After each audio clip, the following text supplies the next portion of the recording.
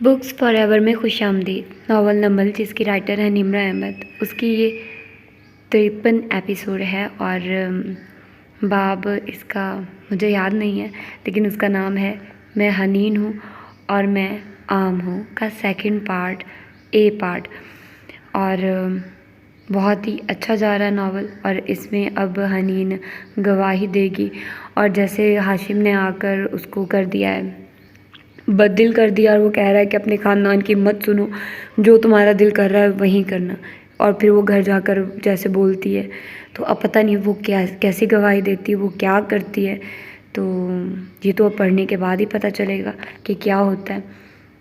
تو مجھے پتہ ہے کہ آپ لوگ بہت زیادہ کیوریس ہو کہ آگے کیا ہونے والا ہے، تو آپ لوگوں کو مزید انتظار نہیں کرواتے ہیں اور جلدی سے سٹارٹ کرتے ہیں اس پارٹ کو بغیر کسی دیر کی۔ ضمیر مرتا ہے احساس کی خاموشی سے، یہ وہ وفات ہے جس کی خبر نہیں ہوتی۔ اس صبح ہاشم کاردار کے آفس میں ہوا بالکل ساکن تھی، ایک ڈراؤنی سی خاموشی چھائی تھی، اور ہاشم بالکل سانس روک کے بیٹھا سامنے میز پہ رکھے کاغذات کو دیکھ رہا تھا۔ وہ CCTV سے نکالے گئے سٹل امیج تھے، اور رئیس ایک ایک کی تفصیل بتا رہا تھا۔ نہ صرف فارس غازی نے سری لنکا جانے کے لیے ہارون عبید کا طیارہ استعمال کیا، بلکہ مس آبدار ان کے ساتھ گئی تھی۔ یہ دیکھیے، وہ تصویر میں جس اپارٹمنٹ سے نکلتا دکھائی دے رہا ہے، وہ بھی آبدار عبید کے نام پہ ہے۔ ہاشم نے اس بات میں سر کو خم دیا، وہ اس جگہ کو پہچانتا تھا۔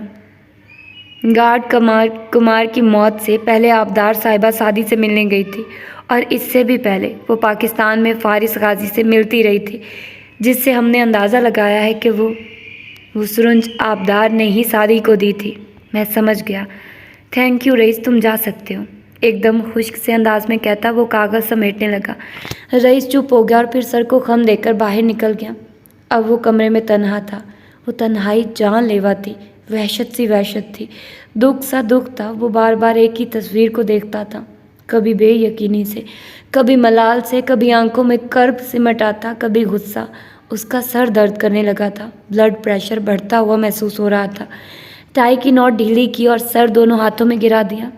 بھائی، نوشیروان کی آواز پہ وہ چونکا اور چہرہ اٹھایا، وہ جانے کب وہاں آ کھڑا ہوا تھا۔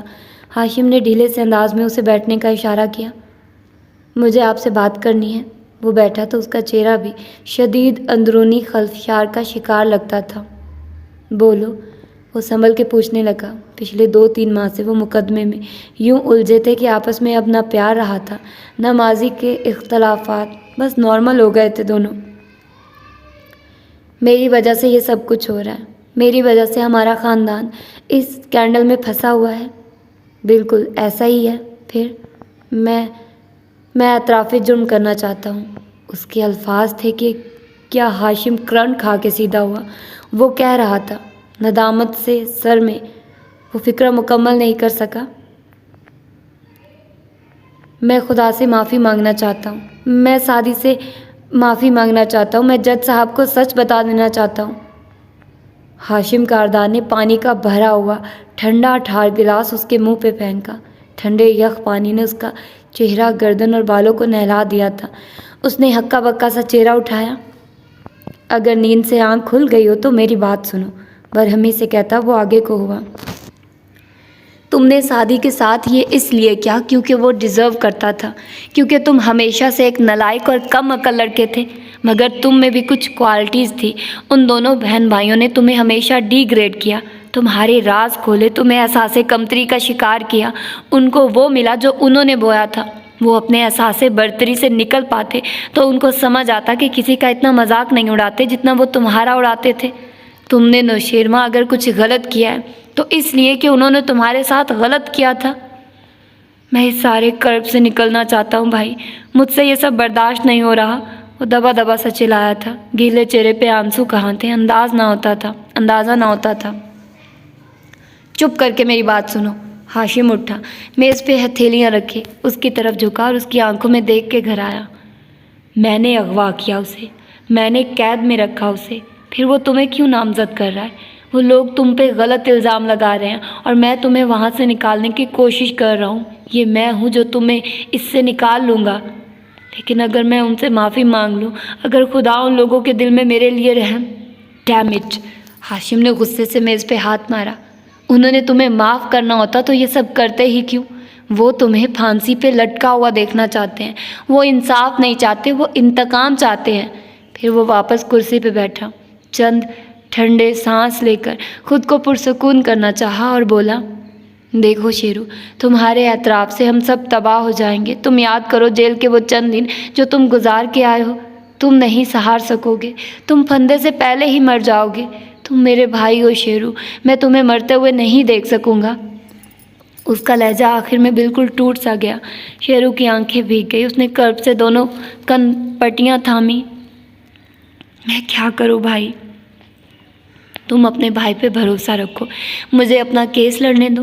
ان لوگوں نے ہمارے خاندان کو مذاق بنا دیا، میں ان کو مذاق بنا دوں گا۔ تم دیکھنا میں عدالت میں کیا کرتا ہوں اس کے خاندان کی عورتوں کے ساتھ۔ ایک نظر اس نے سامنے رکھے کاغذات کو دیکھا، آنکھوں سے نفرت جھلک رہی تھی۔ اس نے مجھ سے وہ عورت چھین لی جس سے میں سب سے زیادہ محبت کرتا تھا، میں اس سے وہ عورت لے لوں گا جس سے وہ محبت کرتا ہے۔ میں کیا کروں بھائی؟ نوشیروان بھیگی آنکھوں کے ساتھ نفی میں سر ہلاتا پوچھ رہا تھا۔ تم خاموش رہو اور مجھے میرا کام کرنے دو، وہ پورے وثوق سے بولا۔ تو شیرو نے شکستگی سے اثبات میں گردن ہلا دی۔ وہ عجیب دوراہے پہ آ کھڑا ہوا تھا جہاں ہر راستہ تباہی کی طرف جاتا دکھائی دیتا تھا۔ ان سے کہیں کوس دور ایک ہوٹل کے ڈائننگ ایریا میں زرد روشنیوں نے پرفسو خوابناک سا ماحول بنا رکھا تھا۔ ایسے میں ایک ٹیبل کے گرد دو مرد اور تین خواتین بیٹھے خوش گپیوں میں مصروف تھے۔ سربراہی کرسی پہ جواہرات بیٹھی تھی اور مسکراتی ہوئی بظاہر دلچسپی سے ان کی باتیں سن رہی تھی، مگر گاہے بگاہے موبائل کی گھڑی پہ نظر ڈالتی تھی کہ نکیوں سے اسے قریب کھڑے گارڈز بھی دکھائی دے رہے تھے۔ دفتن جواہرات کی آنکھیں چمکی، دور سے ویٹر دھوئیں اڑاتی ٹرے اٹھائے چلا آ رہا تھا۔ وہ مسکرا کے اب ساتھ والی خاتون سے بات کرنے لگی۔ جیسے ہی ویٹر قریب آیا اور تیزی سے ان کے قریب جھک کے ٹرے کے لوازمات نیچے اتارنے چاہے، جواہرات نے اپنا پیر اس کے راستے میں رکھا۔ وہ جو عادتاً تیز تیز کام کر رہا تھا، غیر متوقع رکاوٹ سے اس کا پیر رپٹا اور ٹرے ٹیڑھی ہوئی۔ وہ سنبھل جاتا، مگر جواہرات چلا کے کھڑی ہوئی اور یوں گریوی کا باؤل اس کے کپڑوں پہ لڑک گیا۔ اگلے چند لمحے وہاں عجب کہرام سا مچا رہا۔ جواہرات کا سفید لباس داغدار ہو گیا تھا اور وہ چلا چلا کر اس غریب لڑکے کی بے عزتی کر رہی تھی۔ دوسرے ویٹرز اور گارڈز ٹوٹی بکھری چیزوں کو درست کرنے اس طرف لپکے تھے۔ لڑکا سہم کے 2 قدم پیچھے ہٹ گیا تھا۔ ایسے میں وہ نیپکن سے اپنے چہرے کے چھینٹے صاف کرتے ہوئے گارڈ سے گھرا کے بولی تھی، میں جب تک یہ صاف نہ کر کے آؤں اس ویٹر کو بھاگنا نہیں چاہیے یہاں سے۔ تم اس کو سنبھالو اور مینیجر کو بلا کے لاؤ۔ کیا مہمانوں کو اذیت دینے کے لیے کھول رکھا ہے یہ ہوٹل؟ وہ غصے میں بڑبڑاتی پرس اٹھائے آگے بڑھ گئی اور گارڈ فوراً سے انہی کاموں میں لگ گئے جن کا وہ حکم دے کر گئی تھی۔ لیڈیز ریسٹ روم کا پہلا دروازہ کھولا تو سامنے قطار در قطار سنک نظر آ رہے تھے۔ وہ ان کے پیچھے شیشے کی بڑی سی دیوار اور وہاں وہ کھڑا تھا، پی کیپ پہنے، بار بار گھڑی دیکھتا۔ اوہ ہیمر، شکر تمہیں میرا پیغام مل گیا تھا۔ وہ گہری سانس لے کر اندر آئے تو ہیمر نے جلدی سے دروازہ بند کیا اور ہینڈل میں کچھ پھنسا دیا، پھر متعجب سا اس کی طرف پلٹا۔ مسز کاردار، اتنا بھی کیا کہ آپ مجھے کال تک نہیں کر سکتی تھی؟ میں خطرہ نہیں لے سکتی تھی، ابھی زیادہ وقت نہیں ہے۔ ہاشم مجھ پہ شک کرنے لگا ہے، میں اسے مزید خود سے متنفر نہیں کر سکتی۔ وہ تیز تیز بے ربط سا بول رہی تھی۔ اوکے، آرام سے بتائیے، کیا مدد کر سکتا ہوں میں آپ کی؟ وہ رسان سے اسے تسلی دینے لگا۔ تمہیں میرا ایک کام کرنا ہے، یہ میرے خفیہ اکاؤنٹ کی تفصیلات ہیں، اس میں ایک لاکر ہے جس میں کچھ زیور ہے اور بہت سی رقم، تمہیں وہ سب کچھ میرے پاس پہنچانا ہے۔ وہ اب چند کاغذات نکال کے اسے دکھا رہی تھی۔ احمد غور سے ان کو دیکھ رہا تھا۔ وہ واپس آئی تو لباس کا داغ ہنوز موجود تھا، البتہ چہرہ تر و تازہ اور دھلا ہوا لگتا تھا۔ مسکرا کے وہ واپس بیٹھی تو دیکھا سامنے مینیجر عملے کے چند نمائندے اور گارڈز کھڑے تھے۔ متعلقہ ویٹر کو انہوں نے پکڑ رکھا تھا۔ مینیجر سینے پہ ہاتھ رکھے ندامت سے بار بار معذرت کر رہا تھا۔ جواہرات ٹیک لگا کے بیٹھی اور فخر و غرور سے اس غریب نوجوان کو دیکھا۔ اس نے نہ صرف میرا لباس خراب کیا بلکہ میری دوپہر برباد کر دی، اس کو کڑی سے کڑی سزا ملنی چاہیے۔ نہ صرف اس کو نوکری سے فارغ کیا جائے بلکہ یہ ایک بھاری جرمانہ بھی بھرے گا۔ مجھے معاف کر دے، میری غلطی نہیں ہے، میرے آگے۔ نوجوان بے بسی سے کہنا چاہتا تھا مگر گارڈز اس کو کچھ بولنے سے پہلے ہی خاموش کرا دیتے تھے۔ جواہرات اب مزید حکم صادر کر رہی تھی۔ ہر شخص با اصول ہے، ہر شخص با ضمیر، ہر شخص با اصول ہے، ہر شخص با ضمیر، پر اپنی ذات تک، ذاتی مفاد تک۔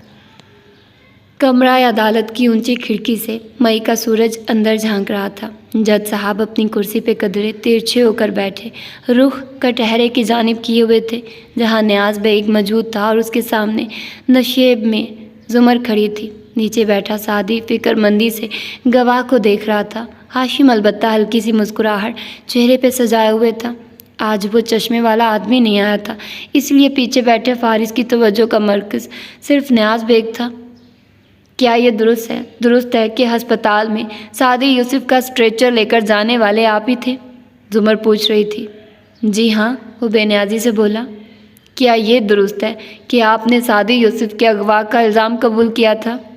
جی، آپ نے سعدی یوسف کو قتل کرنے کا ارادہ کرنے کا الزام بھی اپنے سر لیا تھا، لیکن استغاثہ ایک دفعہ پھر آپ سے حلف دلوا کر پوچھ رہا ہے کہ نیاز بیگ صاحب، زمر ٹھہر ٹھہر کے بول رہی تھی، کیا آپ اپنے بیان پہ قائم ہیں؟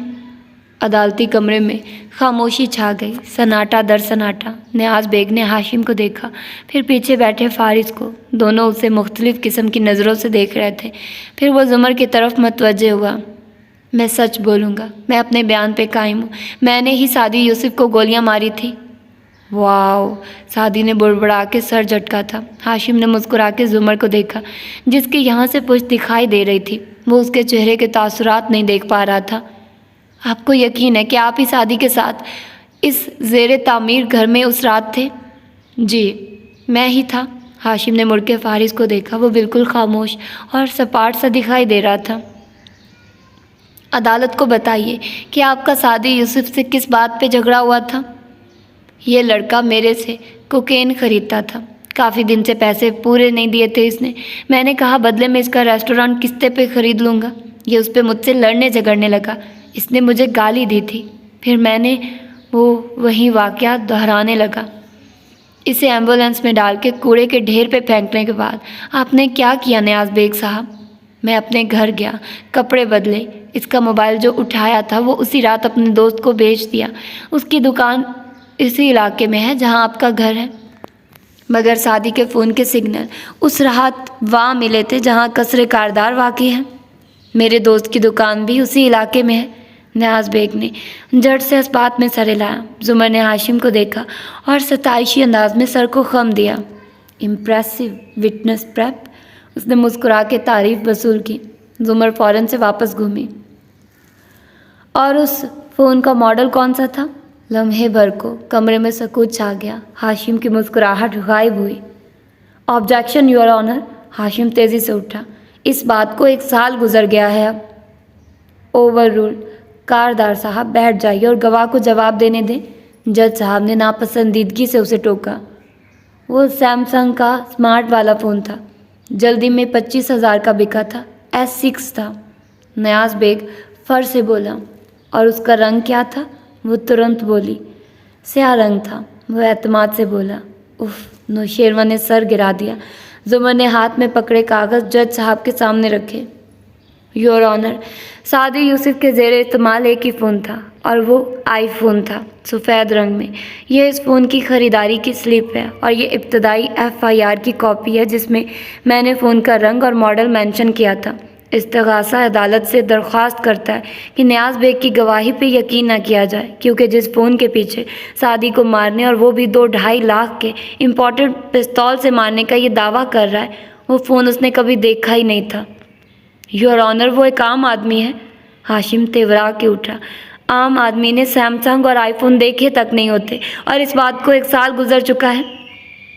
کاردار صاحب، زمر مسکرا کے اس کی طرف گھومی، آپ بہت خاص آدمی ہیں، بڑے آدمی ہیں، امیر، بادشاہ لوگ۔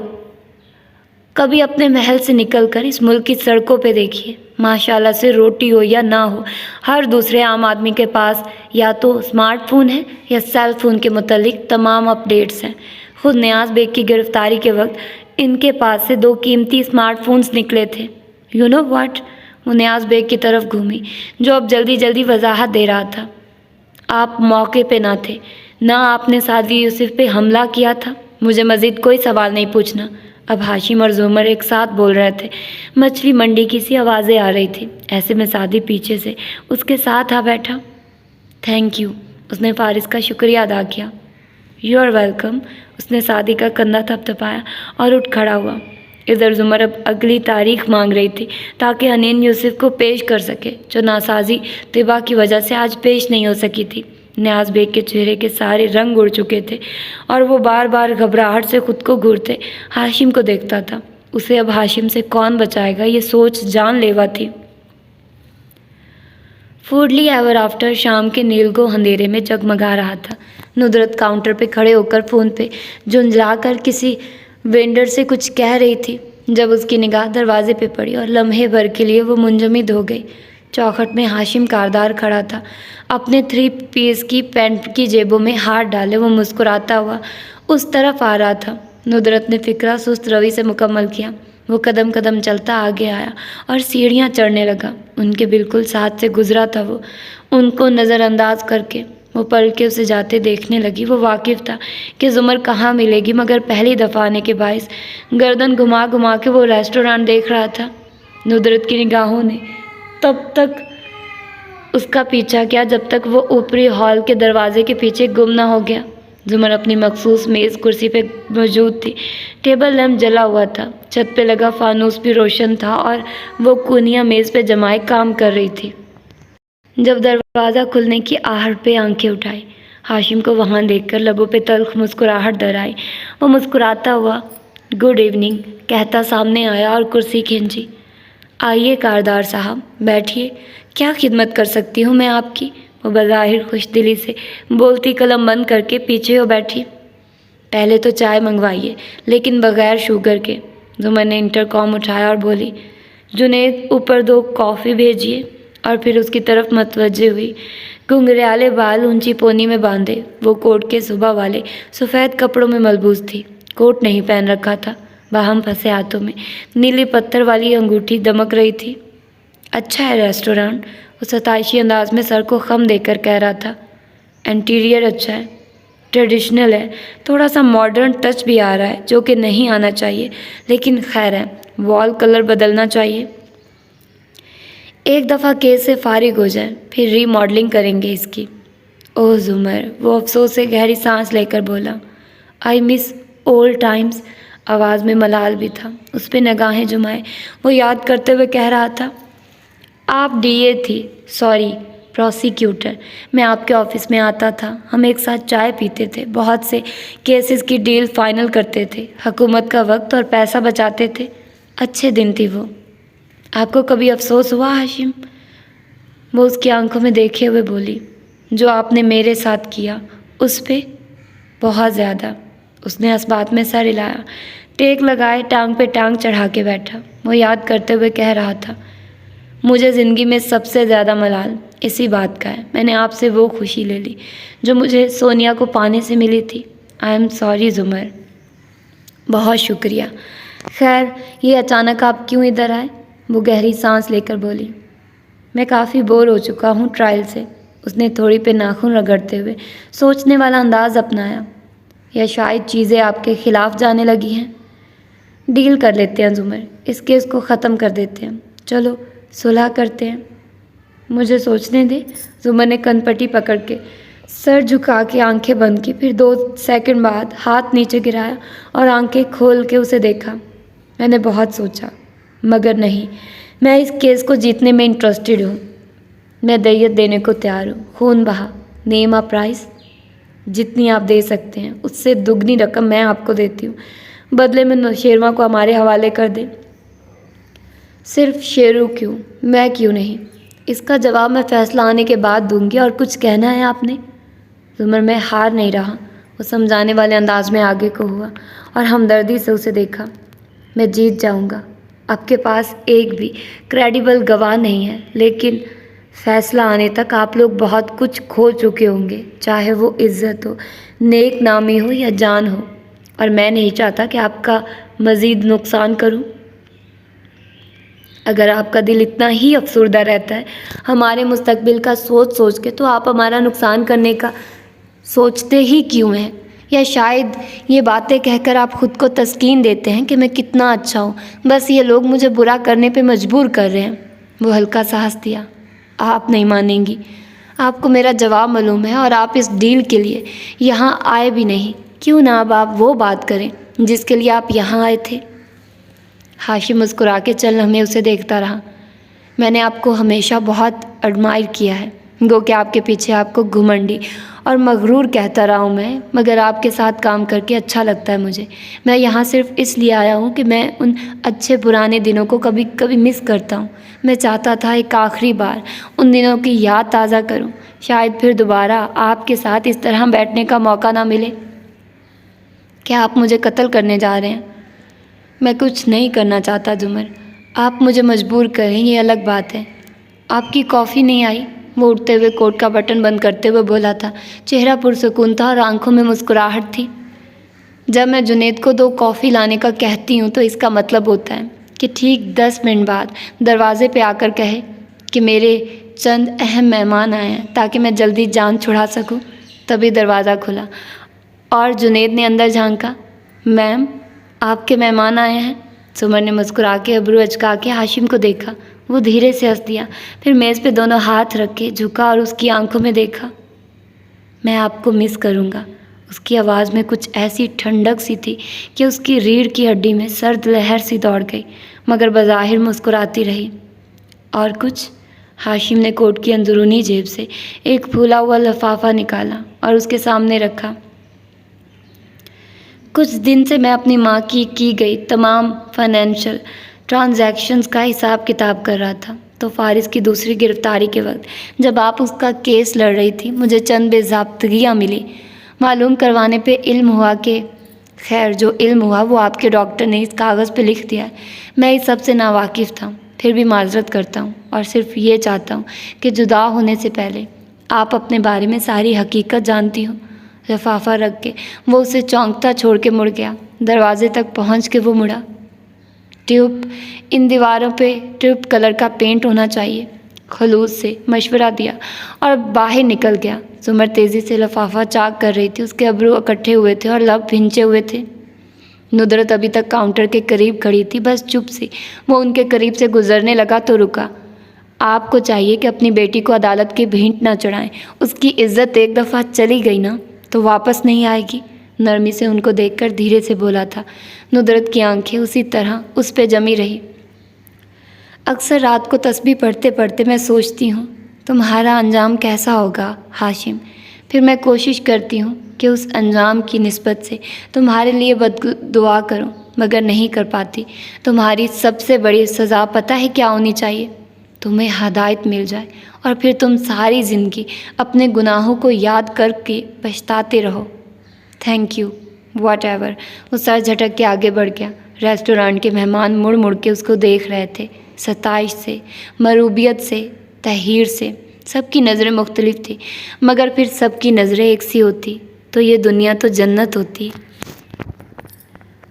سڑک رات کے اندھیرے کے باعث تاریک بھی تھی، مگر جہاں بجا لگے اسٹریٹ پولز کی تیز روشنی کے باعث روشن بھی تھی۔ وہ سامنے دیکھتا توجہ سے ڈرائیو کر رہا تھا جب موبائل اسکرین چمکی۔ فارس نے مصروف انداز میں اسے اٹھایا، مگر اگلے ہی لمحے تیزی سے بریک پہ پاؤں رکھا۔ آبی نے لکھا تھا، ہاشم نے مجھے یہ تصویر بھیجی ہے، ساتھ لکھا ہے he cannot protect his woman. میں کیا کروں؟ اور نیچے تصویر میں وہ دونوں فارس اور آبی ایئرپورٹ سے نکلتے دکھائی دے رہے تھے۔ فارس نے آنکھیں بند کی۔ میں نے اس لڑکی کو کتنا نقصان پہنچا دیا، اف۔ پھر وہ جلدی جلدی لکھنے لگا، کہاں ہیں آپ؟ میں آ رہا ہوں۔ تقریباً 1 گھنٹے کے بعد وہ ہارون عبید کی رہائش گاہ میں بنے لان میں کھڑا تھا۔ سامنے اداس نظر آتی آبدار موجود تھی اور وہ اسے تسلی دینے والے انداز میں بتا رہا تھا، میں نے آپ کی سیکیورٹی ٹیم ری اسیمبل کر دی ہے، آپ کے فون میں ایک ایپ بھی ڈال دی ہے جس کے ذریعے آپ جہاں بھی ہوں گی مجھے خبر ملتی رہے گی۔ آبدار نے اس بات میں سر ہلایا، نگاہیں اس کے چہرے پہ جمی تھی۔ میں نے آپ کو اس مصیبت میں ڈالا ہے، میں نکال بھی لوں گا، ڈونٹ وری۔ اگر اس نے مجھ سے کچھ پوچھا تو وہ ڈری ہوئی نظر آتی تھی۔ تو سارا الزام میرے اوپر ڈال دیجیے گا، میں نے آپ کے والد کی زندگی کو نشانہ بنا کر آپ کو بلیک میل کیا، کچھ بھی کہہ دیجیے گا، مگر یہ نہیں کہنا کہ آپ نے اپنی خوشی سے سب کیا۔ وہ اسے سمجھا رہا تھا۔ میں آپ پہ الزام ڈال دوں، اتنی خود غرض لگتی ہوں میں آپ کو؟ بس وہی کریں جو میں نے کہا ہے، مجھ پہ الزام ڈالیے گا بس۔ وہ ہاتھ اٹھا کے قطعیت سے کہہ رہا تھا، آنکھوں میں عجیب بے بسی بھری فکر مندی بھی تھی۔ وہ مجھے کوئی نقصان نہیں پہنچائے گا فارس، اس نے آپ سے منسوب عورتوں کی بات کی ہے، میں تو آپ سے منسوب نہیں ہوں۔ جو بھی ہے، میں اس دفعہ اس کو اپنے سے جڑے لوگوں کو نقصان نہیں دینے دوں گا۔ اس کی آواز میں برہمی در آئی۔ آبدار ہلکا سا مسکرائے۔ تو یہ تھی فارس غازی کی کمزوری، جس پہ وہ دوڑا چلا آیا تھا، اس کی حمیت، بے بسی کا وہ احساس کہ وہ اپنی عورتوں کی حفاظت نہیں کر سکا تھا پہلے۔ کاش میرے بابا بھی آپ جیسے ہوتے، اپنی عورتوں کے لیے اتنے ہی کیئرنگ ہوتے، جبکہ وہ تو اندر بیٹھے اس بات پہ خوش ہیں کہ مجھے آپ کی شکل میں ایک باڈی گارڈ مل گیا۔ اب وہ اس بات کو بھی کسی طرح ہاشم پہ دباؤ ڈالنے کے لیے استعمال کریں گے۔ فارس نے کچھ کہنے کے لیے لب کھولے، پھر بند کر لیے۔ آبدار کی مسکراہٹ گہری ہو گئی۔ ہاں وہ سب سچ ہے۔ وہ چونکا۔ میں نے تو کچھ نہیں پوچھا، مگر پوچھنا تو چاہتے تھے نا۔ بیٹھیے میں بتاتی ہوں۔ اس نے لان چیئر کی طرف اشارہ کیا تو وہ دھیرے سے کرسی کھینچ کے بیٹھا۔ وہ ہر آخری موڑ پہ ایک نئی سڑک کھو دیتی تھی اور وہ چاہتے ہوئے بھی بیٹھنے پہ مجبور تھا۔ اب وہ اس کے سامنے بیٹھ گئی تھی اور نظریں کیاریوں میں لگے پھولوں پہ جمائے ہوئے تھی۔ وہ اس کینڈل سچا ہے۔ میری ماں کے بارے میں مسز کاردار نے خبریں چھپوائی تھی اخبار میں کہ وہ فلاں شخص کے ساتھ۔ اس نے تکلیف سے سر جھٹکا۔ وہ خاموشی سے سنتا رہا۔ پھر بابا نے میری ماں کو قید کر دیا، کولمبو کے اسی تہہ خانے میں۔ کرنل خاور نے اس جیل کو بنایا تھا اور اس میں جھول رکھے تھے تاکہ ضرورت پڑنے پہ وہ ان کو نکال کر لے جا سکے۔ ہم لوگ کراچی چلے گئے۔ بابا نے سیاست ترک کر دی۔ ہم گمنامی کی زندگی رہنے لگے، فون نمبرز بدل دیے، سوشلائزنگ چھوڑ دی، مگر ماں کو نہیں چھوڑا بابا نے۔ اس کے سوئس اکاؤنٹ میں کافی رقم پڑی تھی، بلیک منی، جو لانڈر کر کے ادھر بھیجی گئی تھی، مگر ماں کو پتہ تھا کہ جس دن اس اکاؤنٹ کا کوڈ ان کو دے دیا، یہ لوگ ان کو مار دیں گے۔ انہوں نے ہر تشدد سہا مگر اکاؤنٹ نہیں دیا۔ پھر ایک دن خاور ان کو نکال کر لے گیا مسز جواہرات کے پاس۔ جو کام اتنے عرصے کا تشدد نہ کرا سکا، وہ مسز کاردار کے چند میٹھے بولوں، ہمدردی اور اعتماد نے کروا دیا۔ میری ماں نے ان کو ساری معلومات دے دی اور کہا کہ وہ پیسے ان کو نکلوا دیں تاکہ وہ روپوش ہو سکیں۔ وہ زخمی تھی، ٹھیک سے چل بھی نہیں سکتی تھی۔ مسز کاردار نے اس اکاؤنٹ کو اپنے قبضے میں کیا، ان سے مختلف کاغذات پہ دستخط کروائے اور پھر ان کو مروا دیا۔ وہ بہت بڑی رقم تھی اور وہ آج بھی انہی کے پاس ہے۔ نہ صرف رقم بلکہ میری ماں کے لاکر میں جیولری بھی بہت تھی۔ مسز کاردار صرف ان سے بدلہ لینا چاہتی تھی۔ انہوں نے بابا کو مسز کاردار سے چھینا تھا نا، اس دن سے بابا ان سے بدلہ لینا چاہتے ہیں۔ وہ بولے جا رہی تھی اور وہ سنے جا رہا تھا غور سے، توجہ سے۔ مجھے بابا کا ان کی طرف التفات دیکھ کر ڈر لگتا تھا کہ بابا ان کو اپنا ہی نہ لے، مگر اب میں جان گئی ہوں کہ وہ صرف ان کو اذیت دینا چاہتے تھے۔ مسز کاردار مجھے پسند کرتی تھی ہاشم کے لیے، مگر جب سے میں نے ان کو بلیک میل کرنا شروع کیا ہے، وہ میری سب سے بڑی دشمن بن گئی ہیں۔ ہاشم کو آپ کب سے جانتی ہیں؟ اس نے اپنائیت سے پوچھا تھا۔ آبدار ابھی تک کیاری کو دیکھ رہی تھی، اداسی سے ذرا سا مسکرائی۔ اس نے میری جان بچائی تھی، میں سمندر میں ڈوب گئی تھی، وہ مجھے باہر لایا تھا، اس نے مجھے نئی زندگی دی تھی، اور تب سے ہی آپ دوسروں کے NDAs میں دلچسپی رکھنے لگی ہیں۔ آپ خود بھی چند لمحے کے لیے کلینکل ڈیتھ کا شکار ہوئی تھی شاید۔ آبی نے چونک کے اسے دیکھا، اس کے چہرے پہ بہت سے رنگ آ کر گزر گئے، جیسے وہ ہیجان کا شکار ہو۔ آپ کلینکل ڈیتھ کے تجربات پہ یقین رکھتے ہیں؟ نہیں آبدار، مجھے لگتا ہے یہ لوگ خواب دیکھتے ہیں اور اس کو حقیقت سمجھ لیتے ہیں۔ وہ خواب نہیں تھا۔ آبی نے آنکھیں بند کی۔ وہ حقیقت تھی۔ میں نے پہلی دفعہ جانا تھا کہ روح اور جسم دو الگ الگ چیزیں ہیں۔ میری روح میرے جسم سے نکل گئی تھی، پانی کے اندر سے ہوتی ہوئی وہ ایک گہری تاریخ سرنگ سے گزری تھی۔ سرنگ بہت لمبی تھی، اختتام پہ روشنی تھی، میں بہت ہلکی ہو گئی تھی، ہوا سے ہلکی۔ پھر میں نے دیکھا کہ میں اپنے جسم سے اوپر اٹھ گئی ہوں، اور نیچے میں نے دیکھا وہ مجھے پانی سے باہر لا رہا تھا۔ اس کی شرٹ کی پشت پہ سیپی چپکی ہوئی تھی۔ مجھے یاد ہے وہ منظر۔ پھر کیا ہوا؟ پھر ایک آڑ تھی، سفید لکیر، مگر وہ لکیر نہیں تھی، وہ کچھ اور تھا۔ اس کے پار میری ماں کھڑی تھی اور ایک کزن جو کچھ عرصہ پہلے فوت ہوا تھا۔ وہ مجھے واپس مڑنے کو کہہ رہے تھے۔ شاید وہیں میں نے اسے دیکھا۔ وہ ایک روشنی سے بنا وجود تھا، انسان نہیں، بس ایک وجود تھا، اے بینگ آف لائٹ، سراپا نور۔ اس سے پھوٹتے رنگ بدل رہے تھے، سرخ ہو رہے تھے، جیسے وہ غصے میں ہو۔ وہ مجھ سے خفا تھا۔ میں نے بہت لوگوں کے انٹرویو کیے، یہودی، عیسائی، ہندو، حتیٰ کہ ایتھیسٹس کے بھی۔ وہ کسی سے خفا نہیں تھا، کسی نے اس کے بدلتے رنگ نہیں دیکھے، تو میں نے کیوں دیکھے؟ سب کو اس نے علم حاصل کرنے کا اور لوگوں سے محبت کرنے کا پیغام دیا۔ میرے اوپر اس نے غصہ کیا، کچھ کہا نہیں، بس غصہ، طیش، غضب، یہی محسوس ہوا مجھے۔ کیوں؟ کیونکہ آپ نے خودکشی کرنے کی کوشش کی تھی۔ وہ ہلکا سا مسکرا کے بولا۔ وہ بالکل ٹھہر گئی، یکٹک ساکت سی اسے دیکھے گئی۔ آپ اپنے والد کی توجہ کے لیے خودکشی کرنے جا رہی تھی۔ آپ نے پہلے بتایا تھا ایک دفعہ۔ یہ جان اتنی ارزاں نہیں ہوتی کہ اسے یوں ضائع کیا جائے۔ کبھی کسی خودکشی کر کے واپس آنے والے مریض کا انٹرویو کیا آپ نے؟ آبی نے نفی میں سر ہلایا۔ جو اپنی جان کو بے مقصد ہلاکت میں ڈال دیتے ہیں یا دوسروں کی جانوں کے ساتھ کھیلتے ہیں، وہ توبہ کیے بغیر مر جائیں تو قابل معافی نہیں ہوتے۔ اس لیے شاید اس نے آپ پہ غصہ کیا ہو۔ پھر گھڑی دیکھتا اٹھ کھڑا ہوا۔ میں اب چلتا ہوں، کوئی مسئلہ ہو تو بتائیے گا۔ آبی نے بدقت اثبات میں سر ہلایا۔ تھینک یو، مسز عمر کو میرا سلام کہیے گا۔ شور۔ وہ گہری سانس لے کر پلٹ گیا۔ آمدار کی نظروں نے دور تک اس کا تعاقب کیا تھا۔ خالی دامن سے شکایت کیسی، خالی دامن سے شکایت کیسی، اشک آنکھوں میں تو بھر جاتے ہیں۔ حنین نے آج پھر سبق نہیں سنایا تھا۔ میمونہ کا فون آیا تو اس نے سر درد کا بہانہ کر دیا، لیکن وہ اصرار کرنے لگی کہ تھوڑا سا قرآن سے دیکھ کر ہی سنا دو، بس ناغہ نہ ہو۔ تب وہ وضو کر کے اپنے بیڈ پہ آ بیٹھی اور قرآن کھول لیا۔ سورہ مریم آج کل وہ حفظ کر رہی تھی، صفحے سے دیکھ کر سنانے لگی۔ چند آیات کے بعد ہی اس کی سانس اتھل پتھل ہونے لگی، مگر وہ تلاوت کرتی رہی۔ کہا ابراہیم نے، اے میرے باپ، بے شک مجھے خوف ہے کہ تم پر اللہ کا عذاب آئے، پھر شیطان کے ساتھی ہو جاؤ۔ کہا، اے ابراہیم، کیا تو میرے معبودوں سے پھرا ہوا ہے؟ البتہ اگر تو باز نہ آیا، میں تجھے سنسار کر دوں گا اور مجھ سے ایک مدت تک دور ہو جا۔ کہا ابراہیم نے، تیری سلامتی رہے، اب میں اپنے رب سے تیری بخشش کی دعا کروں گا۔ بے شک وہ مجھ پر بڑا مہربان ہے اور میں تمہیں چھوڑتا ہوں اور جنہیں تم اللہ کے سوا پکارتے ہو، اور میں اپنے رب ہی کو پکاروں گا۔ امید ہے کہ میں اپنے رب کو پکار کر محروم نہ رہوں گا۔